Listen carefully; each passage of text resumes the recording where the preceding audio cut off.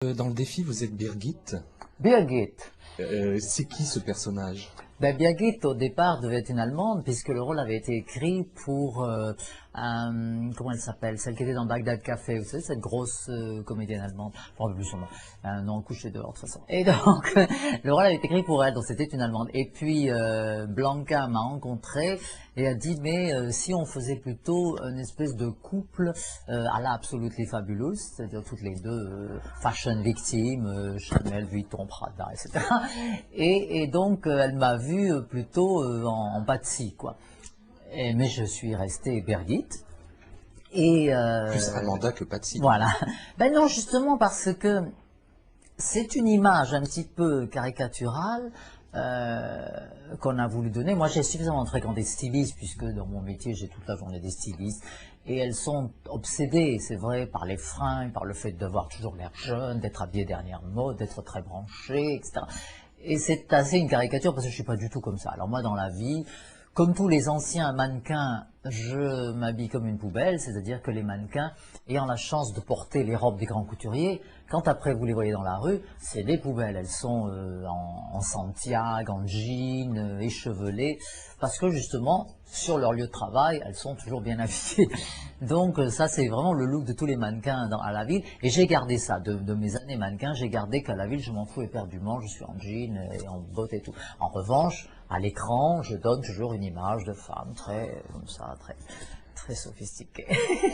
Très fashion victime. Très fashion victime. Mais ça, c'est pas moi dans la vie. En revanche, dans le film, c'est vrai. Alors dans le film, je suis la vraie fashion victime.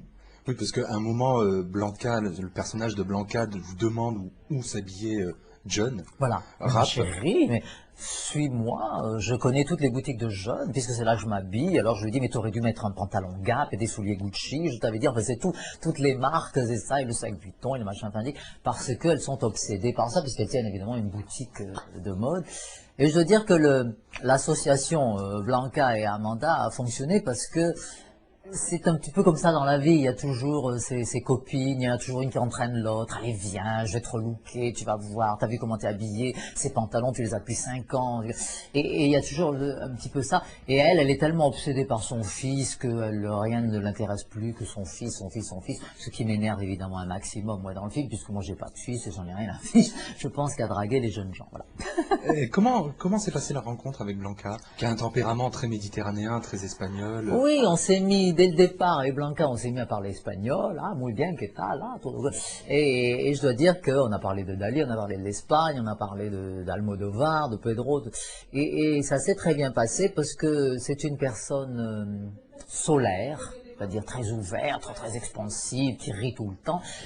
Et je me suis dit, je vais très bien m'entendre avec elle. En plus, je l'admirais forcément de loin comme chorégraphe et danseuse. Je trouve que c'est formidable. Moi, mon rêve, ça a toujours été d'être danseuse. Seulement, il faut commencer quand on a 5 ans ou 6 ans. Et bon, c'est pas à 40 ou 50 ans qu'on commence à danser. Mais j'ai toujours rêvé de ça. Et alors là, j'avais une scène de danse, donc j'en avais deux, mais enfin une grande scène de danse dans le film qu'on a coupé au montage, et j'étais tellement contente enfin de danser avec Blanca, et c'est dommage qu'on l'ait taillé. Mais c'est vrai que je l'admirais et je rêvais d'avoir ce rôle, c'est vrai. Alors, si vous regrettez maintenant de ne pas avoir été danseuse, de ne pas avoir appris à danser plus tôt, Je dansote. Vos fans, le public, a peut-être un regret de ne pas vous avoir assez vu au cinéma. Oui, alors ça c'est très curieux. J'en parlais tout à l'heure, je disais c'est très bizarre parce qu'on m'a vu à l'étranger. Je tournais un film en Allemagne avec Cheikh Cario, j'en ai tourné 2-3 en Italie. La plupart, c'est vrai que c'est pas des films, oui, c'est pas des films qui marqueront beaucoup l'histoire du cinéma. En France, on m'a vu dans Bimboland, d'Ariel Zaytoun et dans un film d'Arnaud Sélignac avec Tom Novembre. Mais c'est vrai que c'est pas souvent qu'on fait appel à moi en France, et je comprends pas d'ailleurs, même un caméo, un rôle dans Astérix, un truc comme ça, un truc rigolo. Moi j'aurais fait parce que les gens n'exploitent pas, ils pensent probablement soit Amanda Leroux elle coûte trop cher, ou elle est jamais en France, elle est en Italie, il faut la faire venir, ou alors ils pensent peut-être que je suis totalement prisonnière de cette image, que je déteste d'ailleurs, de femmes, comme vous disiez, de fashion victime, très glamour, très séductrice, mais c'est ridicule parce qu'une image, ça se casse, justement. Et mon rêve, c'est de la casser, moi, de me montrer complètement différente, pas comme on a l'habitude de me voir à la télé. Si je dois sans arrêt jouer le même personnage que j'interprète, je sais pas, aux grosses têtes depuis des années, c'est pas la peine, comme on est. Donc, comme toutes les comédiennes, je rêve d'interpréter autre chose. Et peut-être que ça viendra, hein. Ceci dit, avec l'âge, on découvrira enfin que je peux interpréter d'autres rôles. Donc, mais je disais que vous aviez dit que Amanda Lear, ce n'est pas moi, c'est celle que je vois à la Oui, télévision, tout à fait. et C'est un qui parfois me fait personnage. rire, m'attendrit, mais qui aussi de temps en temps frise le ridicule. Oui, tout à fait. Tout à fait. Moi, je trouve que à la télévision, j'interprète ce que les gens attendent de moi. Donc, c'est un personnage. Ici, à mon avis, il faut qu'elle soit drôle, il faut qu'elle soit sexy, il faut qu'elle soit rigolote, il faut qu'elle soit délurée, Tout en restant classe. qu'elle ait toujours le bon mot, etc.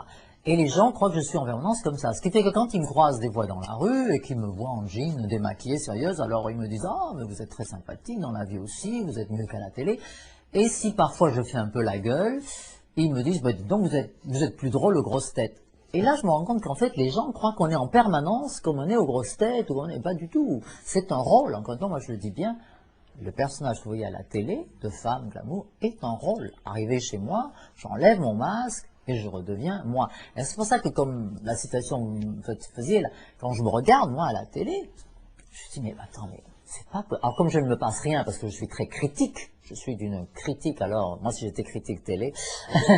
Et donc je vois tous les défauts, je vois le ridicule, je vois mais qu'est-ce qu'elle fait, mais comment elle s'est habillée. Et c'est pas moi, c'est elle.